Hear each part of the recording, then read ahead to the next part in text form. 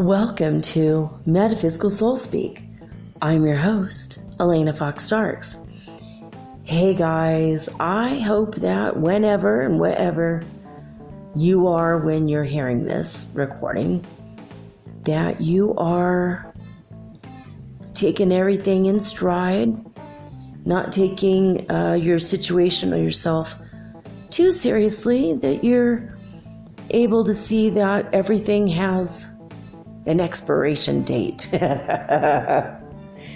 Everything has an expiration date, from pancake mix to relationships to dire or scary circumstances.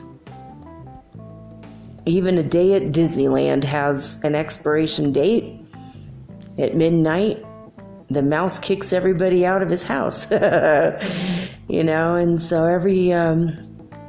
everything you're going through will end, whether it's good or bad or just completely indifferent to you. So I have to keep reminding myself that, as we are still in Ecuadorian Riots, Day 6. Oh my God, you guys. In the beginning, the first few days, the government was just saying, why don't you avoid crowds, pay attention to social media, and, just pay attention, just see what's going on. And it wasn't a whole lot of advice. And now they gave me a brand new email today. Actions to take. Do not travel within and between cities and provinces. So basically, don't leave your damn house is what they're trying to say. Avoid demonstration areas. Well, yeah, they've been saying that for 6 days now. Monitor local media for updates and road closures and flight cancellations. Avoid crowds. They've been saying that the whole time. And keep a low profile. This is a new one. Keep a low profile. Good advice, since all the natives are chanting the United States are not our neighbors. I don't think they mean geographically. I don't think they just looked at a map and decided to chant that randomly. Ooh, we got a new globe for Christmas. Look what we discovered. No, I don't think that's it. I think they're meaning that, your neighbors are your friends and they're trusted people, and they're basically saying that we're not trusted people. So they say keep a low profile, and I think that's why. After 6 days, that's what they tell us finally. And now they're saying ensure adequate supplies of food, water, and fuel. Well, we have enough water for about a week. Luckily, our water's not been shut off yet, and hopefully will not be, but who knows? We still have electricity. Obviously, I couldn't have been recording this if we'd been without electricity. Also, let's see what else. We have gas that's hooked up to the city gas, but the people who have a stove where they have to buy a propane tank every month or two, if they run out, there is no more left. The storage of all of the propane in the city is gone. It's done. Which means people are not going to be able to cook in their homes really quickly.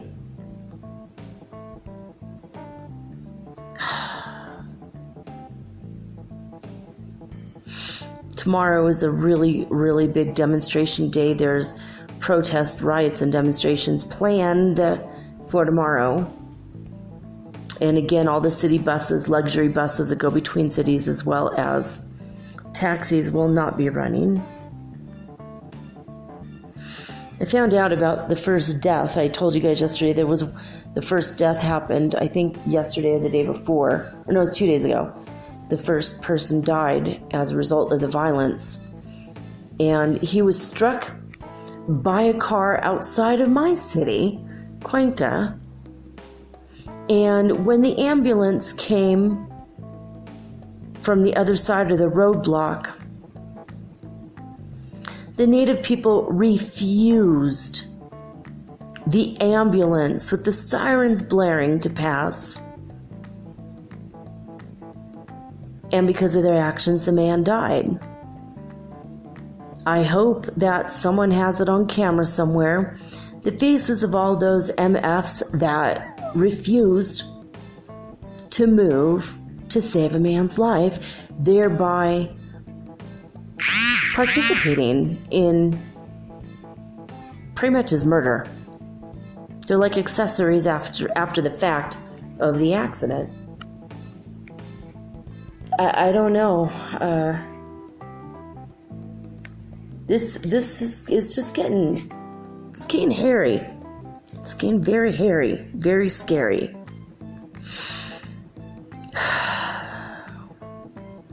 It's frustrating. It's frustrating is what it is. Like, I'm afraid to go out now. I really am. I'm just, like, in my neighborhood, people know me. I've been here for over a year. I've been here with my son in this neighborhood, in this apartment, about a year and a half. We were in our last apartment 8 months, and that's clear on the other end of town. We're in the east now. We were in the west before. I don't know. My son went back. There was like our favorite candy next door.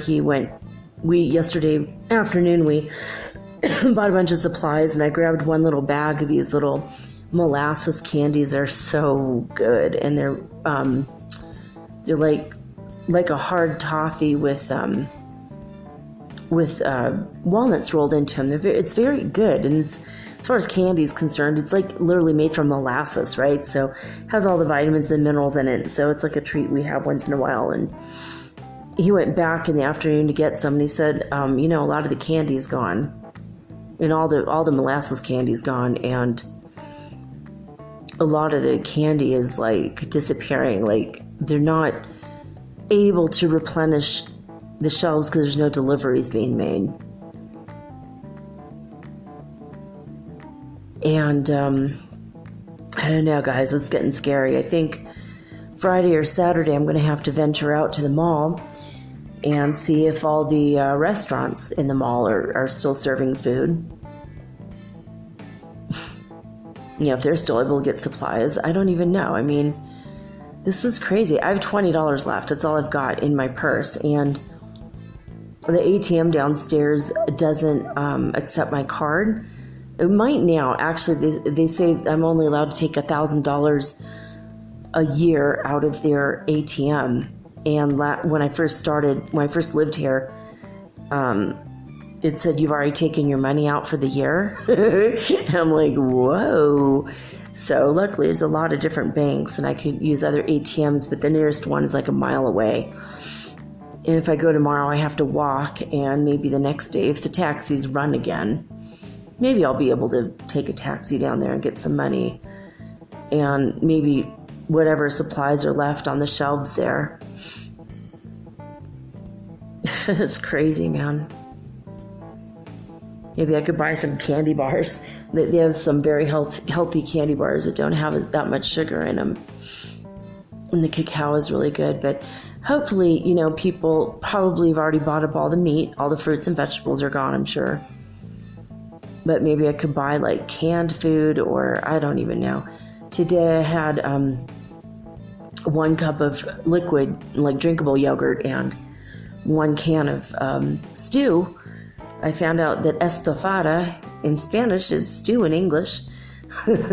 I poured the can into the pan to heat it up, and I don't normally eat like this. Normally I am getting food and cooking it here. I don't buy frozen or canned food like ever. But I think tomorrow I might make a quiche for us, so at least we'll have something, and it's something to look forward to. But it's going to be a really pitiful quiche because I don't have very much cheese, and I don't know if they do next door anymore. I have to go see. Maybe they will. But I have some vegetables I can throw. So it'll be like a vegetarian quiche. Tomorrow we'll go vegetarian. But today we had stew. My son picked it out for me. Thought it was keto. I mean, it just had peas and beef and tomatoes in it. That was it. But I'm like, that's weird. I've never had this before. I poured it in the thing, and I started heating it up, and I took my first bite, and I was like, oh, it's stew. Well, okay, duh. I have had stew before. It was actually really, really good. I mean, it's surprisingly good. It tasted like I made it from scratch. So at least there was that, and it had medium salt. It wasn't overly salty. It wasn't like stuff you get in the U.S. It was locally made. I don't know if it was made in the city, but it's Ecuadorian stew. It was good. It was really good.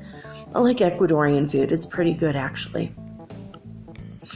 Some of it's a little strange, but like anywhere, the food sometimes it's a little weird, but I love when you order breakfast in a little tiny ma and pa typical store or a typical restaurant or cafe.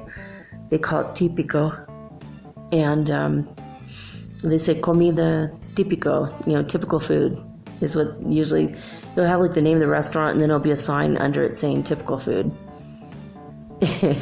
And it's really good. It's like just normal. It's like a couple pieces of bacon, scrambled eggs, coffee, juice, and toast. But the toast is always a grilled cheese sandwich. I'm like, oh my God, it's like this country was made for me. I love grilled cheese sandwiches. And it's like, oh my God, this is so funny. Like, it's so homey, and I don't know, I love it. You get a meal like that for $2.50 or $3. It's like ridiculously cheap and so amazing. But I don't know. It's just that there's only one restaurant near us, and it's a fish restaurant. No, there's two. There's a fish restaurant, and then next door you could get like 2 pieces of chicken, fried chicken, French fries, and a soda for $13. So I have never eaten there. I think one time I ordered 1 piece of chicken. I said, I don't want the fries, I don't want the other thing, and I didn't want the fried chicken. They had the other roasted chicken. So I'm like, I just want 1 piece of chicken. And it was so salty, and it tasted old, and it was like kind of dried out. And I'm like, that was so gross, and I will never eat there again. And that was 13 months ago. But I'm trying to stick to the keto thing, and I had a cookie today. My son handed it to me, and I wasn't even going to argue because I was hungry. It's like we are rationing what very little food we've got. And we both knew it, and I just said it like a couple weeks ago, didn't I not? Like, plan for things to hit the fan, basically. Just, go plan and buy as much food as you can for the next. If you could afford to get stuff for the next month or the next 2 months, do it. 6 months, a year, do it. I found out that if you buy fresh kale and fresh berries, wash it all off, throw it in the freezer, and you could just, put in a blender with some water. It makes an excellent smoothie.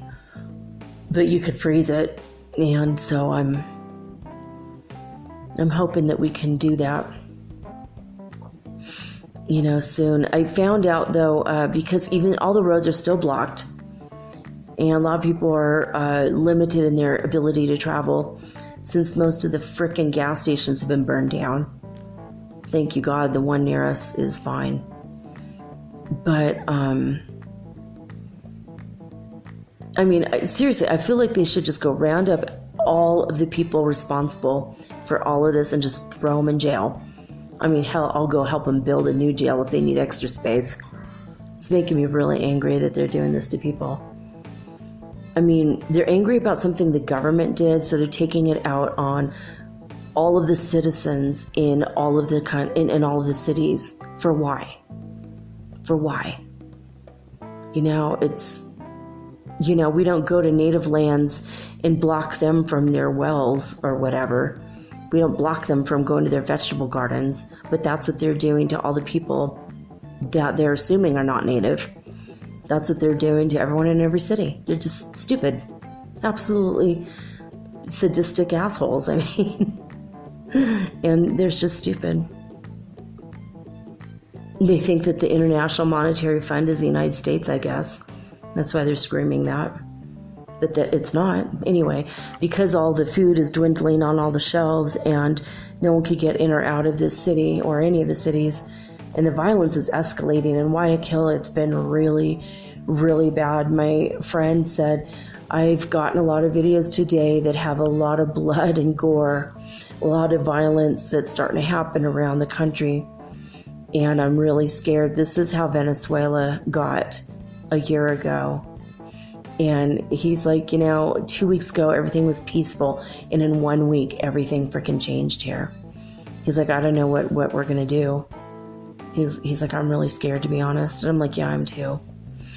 I'm like, well, we can move to Los Angeles. Maybe I'll get a job as a TV writer. You know, best laid plans. I mean, I really want to live here. I want to stay here. I want to be a citizen of Ecuador in spite of the fools, the unawakened, spiritually asleep jerks that are creating chaos and hell. Literally, we're here in Infierno.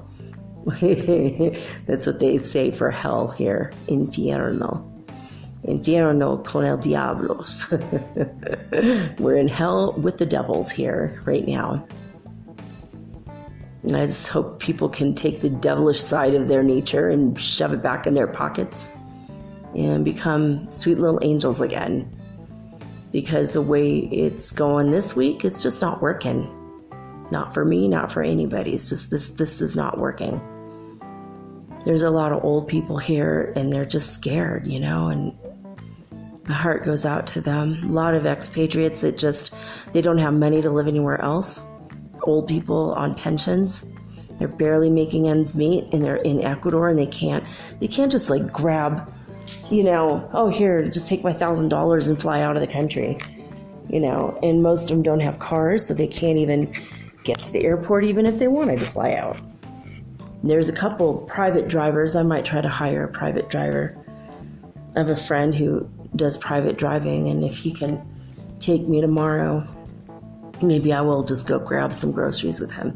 Try to find his phone number. My God, I don't even know if I have it. I think I have it. I think I know where it is, but oh my God. This whole thing is just absolutely freaking crazy. My son has to go buy minutes on his phone downtown and nothing's been open. Every couple days, my friends are like writing me and we're writing them, hey, are you guys okay? You guys are right. We're going to call you in 2 days. Make sure you're okay. So I got to call my friend tomorrow. Make sure he and his wife and her family are fine. I mean, this stuff is crazy, man.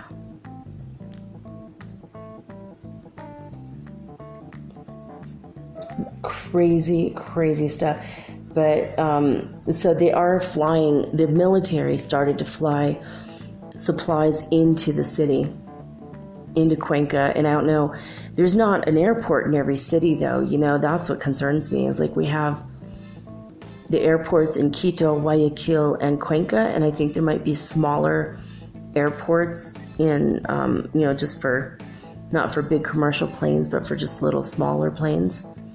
So I think that it's possible for a lot of the cities to receive supplies. But the military, they're bringing the supplies to the October 9th market, which tomorrow is October 9th, might be the day to go. Or maybe not, because it is right downtown. And I don't know what October 9th is significant of. There's the October 9th market, the August 12th market, And I know that these are significant dates from history, so they name the markets after them so the kids can remember the dates. I think some of them have to do with Simon Bolivar. That guy, that guy's a badass. That guy was from Venezuela, and he single-handedly led hundreds of thousands of troops through Venezuela, Colombia, Ecuador, Peru, and he freed all of these countries from the Spaniards. It's like so incredible. I'm still watching his drama. There's like a telenovela about his life. It's in Spanish. I'm watching it with the English subtitles. It's on Netflix, and it's like, I need to know this for our history test when we become citizens here.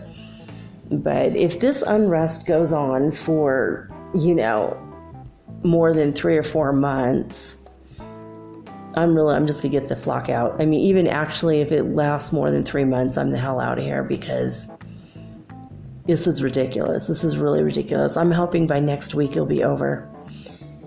After the break, I'm going to do some pendulum dowsing, and I'm going to ask God the questions.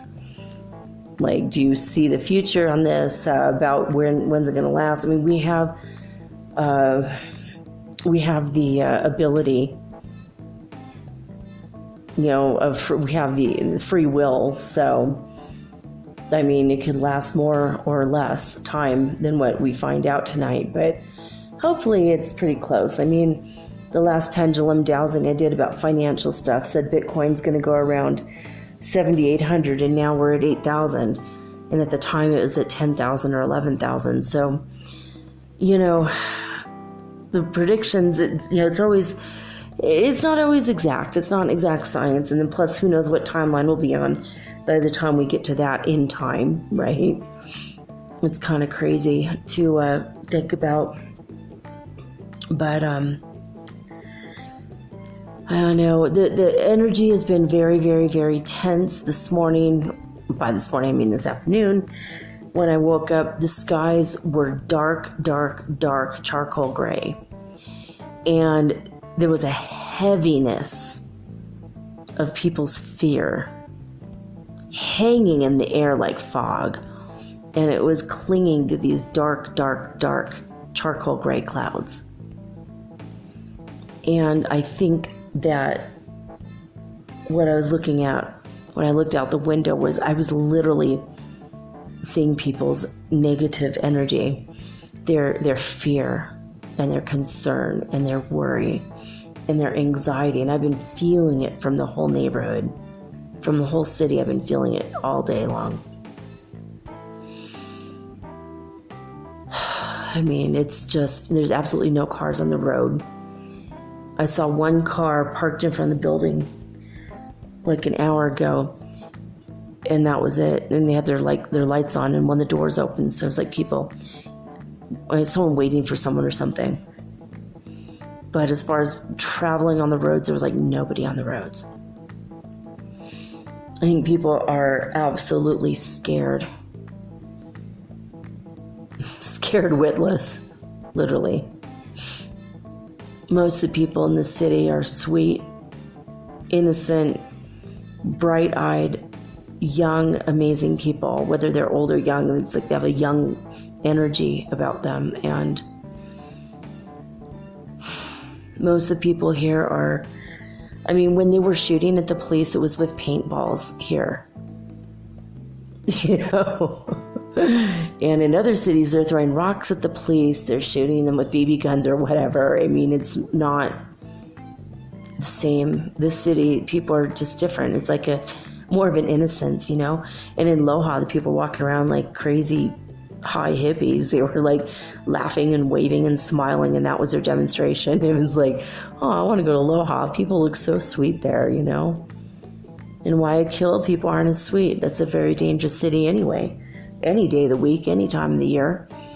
Now it's really, really bad over there. Oh, and the government had to move from Quito to Guayaquil because they had captured 50 people that worked for the president in the presidential palace.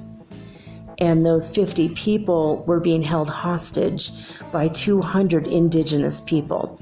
And those 200 indigenous people were arrested, the hostages were freed, and the government moved to Guayaquil, which is a very dangerous city. It's like, why the hell would you move to the second most dangerous city? You know, move to Loja, where everyone's high, you know. People are cool and like, hey. And Loja is cool. It's not very far from here, and it's looks like a really cool community. I have one friend over there. I haven't talked to him. I hope he's okay. Probably, because nothing's going on over there.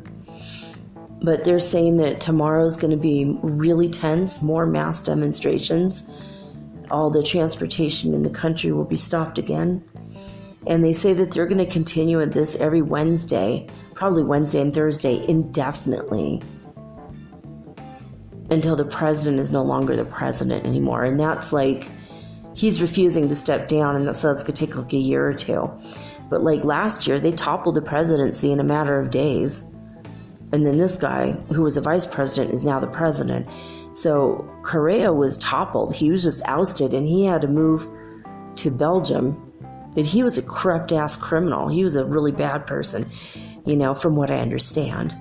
I don't know him personally. I don't know, you know. But he did nothing for the people. He spent a frick of a lot of money, like so much money, just a frick ton of money. Just ran this country into the ground in just a matter of like 2 years. And this guy is fiscally, financially responsible. He's not doing a bad thing. It's just that people that have no damn education in financial and business matters don't have that opinion of him, because that he's doing the right thing, because they're not intelligent enough in business to understand. I mean, I remember when I saw the subsidies, when I first got paid, there's a place that you go to pay all your bills in one place. And that's the place they're talking about shutting down. And if they shut down, no one will be able to pay their bills. And if no one pays their bills, we're done for. No electricity, no gas, no nothing. So we're hoping that doesn't happen, obviously. But when I first went there, and I said, so how much is the electricity? You know, and I gave them the number. I said, I don't have the bill because it doesn't go to me. I'm just the renter. And they said, oh, well, we'll find it for you. And they looked it up, and they printed up a piece of paper, and they handed it to me.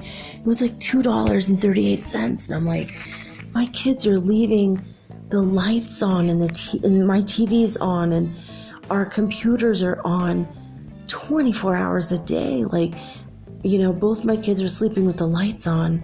We all have PTSD. I'm not going to tell them not to. Now my youngest sleeps with the lights off, thank God. But, I mean, for years I slept with the lights on. And I'm like, I expected a $200 electric bill.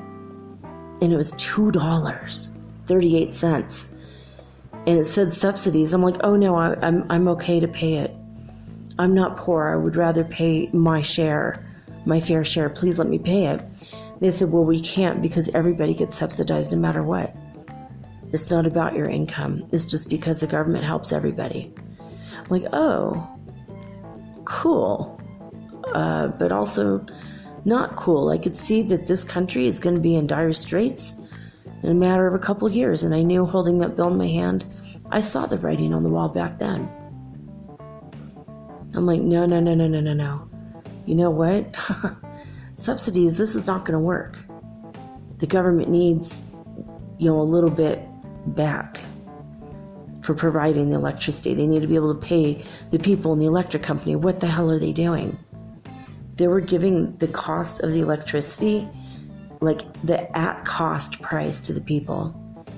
And I'm like, no, we're getting farther and farther in debt. Oh my God, this country is going to be in trouble in just a couple of years. And they've been doing this for 40 years, and they've been borrowing money for 40 years and selling 500,000 gallons of oil every day to OPEC. Oh my God, there's just like so much. So the president sees the stuff too. He sees it clearly the way I saw it. And I'm like, I mean, I've been a business consultant for a while, like for, years ago, but I was a business consultant because I used to work as a temporary when I was like 18 years old until I was in my late 20s. I just did temp jobs, so I worked in a wide variety of businesses so that I could understand what business is about and what's going on. And then I started going to business seminars, and I met millionaires and billionaires and multimillionaires, and I learned so much over the last like 10 years about business. And I came here and I saw that. I'm like, oh my God, we're in so much trouble. What the hell are they doing, But the people who don't know anything about business, they go to work, they get a paycheck, they come home, have sex with their partner or whatever, and watch TV and all those commercials and program their minds, and eat junk food and don't care about their health. They just don't care about business. They don't know. That's the majority of people, and I'm not going to say here in Ecuador, but in the whole world, a greater majority of the baseline people, like the average person, they don't seem to care about, being responsible fiscally. Just grab our paycheck and blow it on the weekend, drink ourselves silly for 2-3 days, and go to work on Monday the hangover. Or whatever, a lot of people live like that. Probably you guys listening to my show don't live like that because you're interested in spiritual things and other alternative fringe ways of healing and stuff. So most people listening to the show wouldn't be in that category. I'm certainly not in that category. A lot of you who have contacted me have really awesome and amazing ways to make money and jobs and entrepreneurial people. And so the people who have contacted me, the greater majority of you aren't that collecting the paycheck, watch sports on the weekend, drink yourself silly type of mentality, but I think a lot of people in a lot of countries are like this. I can't just single out one country. The U.S. is no different. I mean, most of the people I know in the U.S., I don't relate. Not at all. Like, I just don't. Most people in my family, my cousin is doing a thing that he calls Sunday's Gun Days, and he's giving away a dozen guns every Sunday. Giving away guns. It's like, I don't know. I mean, I haven't seen him in a lot of years. And the last time I saw him, he was a little boy. Now he's a grown man with a family. And he's giving away guns as if there wasn't any mass shootings in any place in the U.S. at all. Oh, wait, there was 4 that I know of in the past 2 months. I mean, it's like, I don't know. I don't relate to most people. And my family is quote unquote normal, I guess. And since I'm abnormal, AB normal, blood type AB, maybe that's it. Maybe that's why I'm abnormal. But it's crazy. I don't know, guys. A lot of people that I've met here, like men, they try to date me, and then they'll write me really early in the morning on Sunday and go, "Are you ready for church?" And it's like, no. I'm not even a Catholic, sorry. Yeah. It's like, one guy wrote me and he's like, "Let's go to the bar and drink." And I'm like, "Well, that's your idea of a date?" And he's like, "Yeah, what's your idea of a date?" I'm like, "Taking me out to a nice dinner, or maybe the movies, or maybe for a walk in a really nice park on a Sunday afternoon. Cooking for me and a picnic, or cooking together and then having the picnic." There's a million ideas that you can do, right? Taking me to the zoo, or taking me out of town. Let's go to Aloha, where all the hippies are. And he's like, "No, the only thing I like to do is drink. It's all I ever do. I go to the gym or I go to the bar." I'm like, "Well, I'm not interested in you then." When you have everything you do in your life is the same as the least common denominator, of the majority of the people in the country. I'm not going to have a lot in common with that. I live an extraordinary life, way different, extraordinary, out of the ordinary. I am a different kind of person, and I just care too much about spirituality and not just hanging out in a bar and getting spirit attachments all day long. I mean, asked him, I'm like, oh, you like to dance? He's like, oh, I hate discos. I just go to the bar to drink. There's a little hole in the wall bar that I go to. I'm like, what? Like, you don't even go to listen to music? No, he's like, he's got a little radio. I just go to drink every day. I'm like, so is there bands there? Is there like poetry readings or anything of culture or value? And he's like, no, it's just beer. I'm like, oh, okay. So does he have good drinks to serve? Is it a place where it's really cool? Maybe he has margaritas. He's like, no, he only serves beer. I'm like, oh, okay. That sounds like an extremely limited life, and I wish you luck with that, but I can't really relate to that. I don't know. Life is weird. People are weird. So, as far as the HeartMath.org Institute, their data is unavailable, as you know sometimes happens. The Disclosure News IT, their evening report says almost calm, maximum 13 hertz at 10 UTC.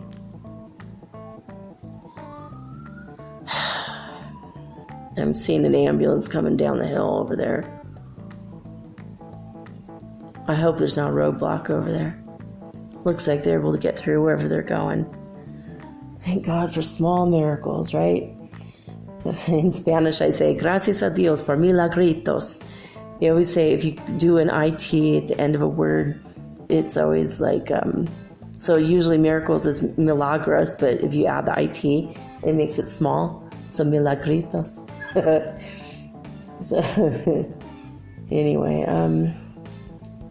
so like a car is like a coche, it'd be a cochite or cochito, like a little car, like a head, like you say to a little kid, oh, you know, be careful of your little head. They say cabecita instead of cabeza. So I always say that, gracias a Dios por milagritos. Thank you, God, for small miracles. I got that from Amber, my beautiful friend who died like a month ago, and she used to say that, thank God for minor miracles, she used to say. You know, she was a very cosmic person. I wanted her to do the show with me, and she just never really seemed interested. She was kind of off doing her own thing all the time, and she wasn't really, I don't even know if she ever listened to the show, to be honest, but she was always supportive of me, asked how it was going and stuff, but I think she would have made an excellent guest, honestly. All right, we're on lesson 120 in A Course in Miracles, acim.org, or you can download an app if you're interested in taking the lessons. I don't read the whole lesson. Today I will, because it's just like super short, but I just like the energy of it. It raises our vibrations, so here we go. Lesson 120 is again a review, and the first part of the review is taken from lesson 109, and it says simply, I rest in God. I rest in God. I rest in God today and let Him work in me and through me, while I rest in Him in quiet and in perfect certainty. And the second part of the lesson today is an idea taken from lesson 110. I am as God created me. I am as God created me. I am God's son. Today I lay aside all sick illusions of myself and let my Father tell me who I really am. Well, there you guys have it. There you have it. You know, earlier today, like when the sun was coming, Well, actually before, when it was, so for a while we had those dark, dark clouds I mentioned, and then the clouds were this dark gloominess, and I just asked God to please take it away.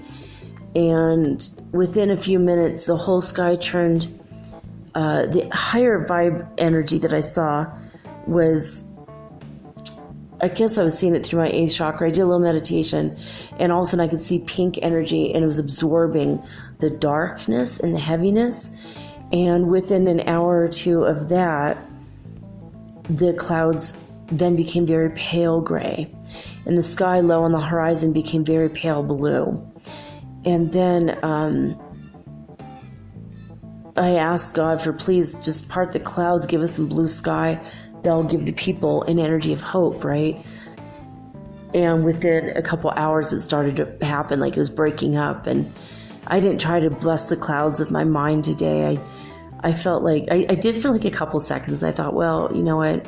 I'm going to let nature do what it does, because you can control nature a little bit, but, you know, I don't want it to bring extra rain, or I don't know what. I don't want a backlash, you know, if I don't have to do it. But it's fun, cloud busting or cloud creating. You can do that with your mind. But I'll go over that someday, how to do that. But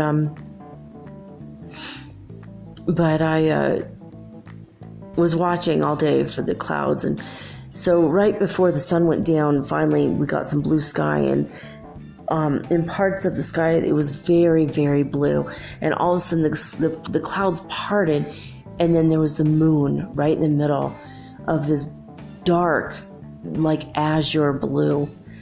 And I snapped a couple pictures. I should probably get that up on my Instagram in the next day or two. It's a pretty cool picture. So that happened, and then the parrots squawked and yelled at each other for a few minutes, and that made me laugh because their voices are adorable. The parrots that live in the tree across the street from me. And normally parrots are like in the jungle. I don't know why these guys are here, but they're green birds. And the rest of the city we have pigeons, you know. But yeah, it was green birds. It was so cool. I was like, oh yeah, those are pretty neat. But so they were squawking a day, and then right when the sun started to go down, we had these stripes going across the sky, and they were like vermilion color, like a vermilion pink, which is very almost like an ultraviolet pink mixed with an ultraviolet red. And these colors were in these long, skinny streaks at the edges of every other cloud. So it was like the illusion of stripes. So it was like gray, white, in like this weird vermilion. It was a very eerie sky. It was very eerie. But I felt like it was also a healing energy, like to give people willpower again. I feel like the energy of that was not only the pink was there to absorb the negativity and bring about love and balance and harmony, but this vermilion energy was like these long, skinny, weird streaks in the sky. Like a kid came along and drew with a crayon across the sky, a bunch of lines. And I think it was just to give people a little bit of a will to live, or a will to keep on going. I feel like a lot of people in this neighborhood are very passive, as far as they're not going to be out there shouting and screaming and doing demonstrations and being violent. I think they're just scared, and I think they're just kind of staying at home, really bummed, really sad. But, you know, if the whole sky had been vermilion, maybe people be like throwing rocks at the police tomorrow. So it was just enough energy to get people, all right, look, we got to go on, right? We have to go on with this. So that was the energy of today. So I had to do the cloud report in a couple different sections in the intro, but that's just, you know, at least what the energy was. I wanted to do a reading today. Riley, I wanted to thank you for the donation, and I definitely want to get to your reading soon. I was just so sad today, and I did not want my energy to affect the reading. And I was feeling and absorbing as an empath. I'm like a sponge, and I was absorbing everybody's energy today, and I was just trying to send out love again. And it was a gloomy day. It was an Eeyore day. ridiculously Eeyore. While in other parts of the country, people are just angry and violent. It's all really, really crazy stuff, man. Well, anyway, I'm going to come right back after these 2 messages, and I'm going to do some pendulum dowsing about things that are happening around the world. You know, in Hong Kong here. In Syria, what happened yesterday was they pulled troops out, and it was the troops that were protecting the Kurdish people. And so Israel is seeing this as an opportunity to just walk on in and kill the Kurds, and they're really scared. But that's what Trump did, so I'm going to ask about that maybe. And in Bolivia, they had massive fires. I had no idea. I just heard about it because the rain came so heavy in Bolivia that the rain put the fires out. But they had massive fires. I was like, wow. Bolivia is a very mountainous area, like very cold, lots of snow. And I had no idea that there was even fires there. I guess part of Bolivia is jungle because it's connected to Peru in the south where, you know, the Peruvian jungle. So maybe that was what was on fire. But, you know, but the fires are put out by the rain. So that was a blessing. And I'm just going to ask mostly probably about Ecuador and Hong Kong and Syria, though. We'll see. We'll see where the evening takes us. But I'm going to ask about kind of emergency-related things for everyone around the world, and I'll report that to you guys in a minute. All right. I'm going to be right back after these 2 messages.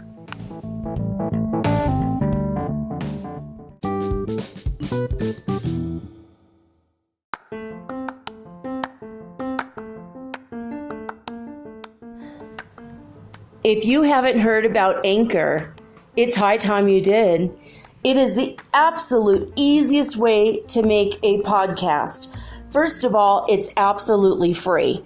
Second of all, they have creation tools that allow you to record and edit your podcast right from your phone or your computer. You guys have known that I've been doing this for 8 months using the Anchor.fm app right on my cell phone, and I have done it everywhere, right? I have recorded this in my living room, my bedroom, little cafes in Quito, Ecuador, all over Cuenca.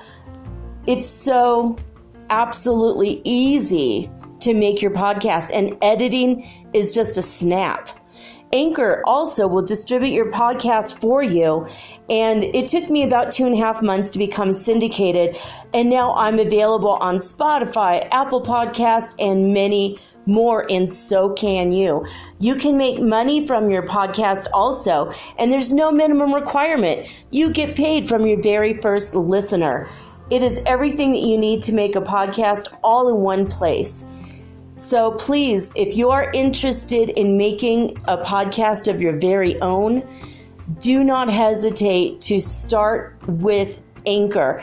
Download the free Anchor app or go to anchor.fm to get started today.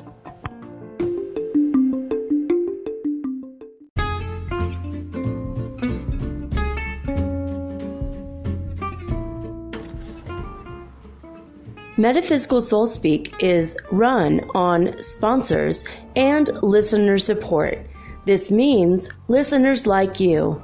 If you are so inclined to support my efforts and my little podcast, please visit me at anchor.fm/metaphysical and pledge an amount of your choosing today.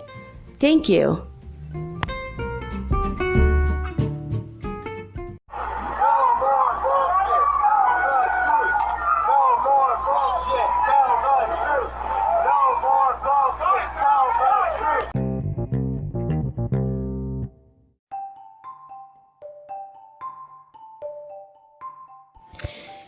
Do you ever wish you could look into the next chapter in your book of life and see what's coming next? What does the universe have in store for you? I can help you with that. I will give you a Celtic cross reading, which is 10 cards, or you can ask me 3 questions, and I use 3 cards per question. So that's 9 cards, or I can channel your higher guidance, or maybe God directly for you. Maybe you want to talk to your dear departed Aunt Edna, because maybe you have a few questions and she was the smartest person you knew.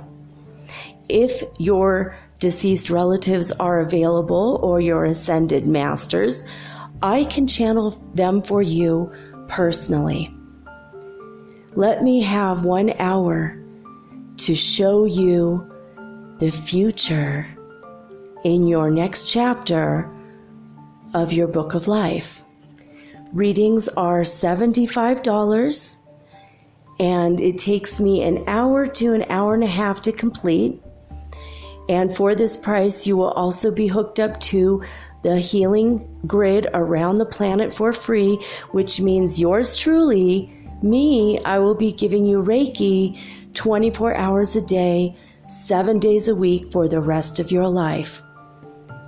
All you have to do is let me know.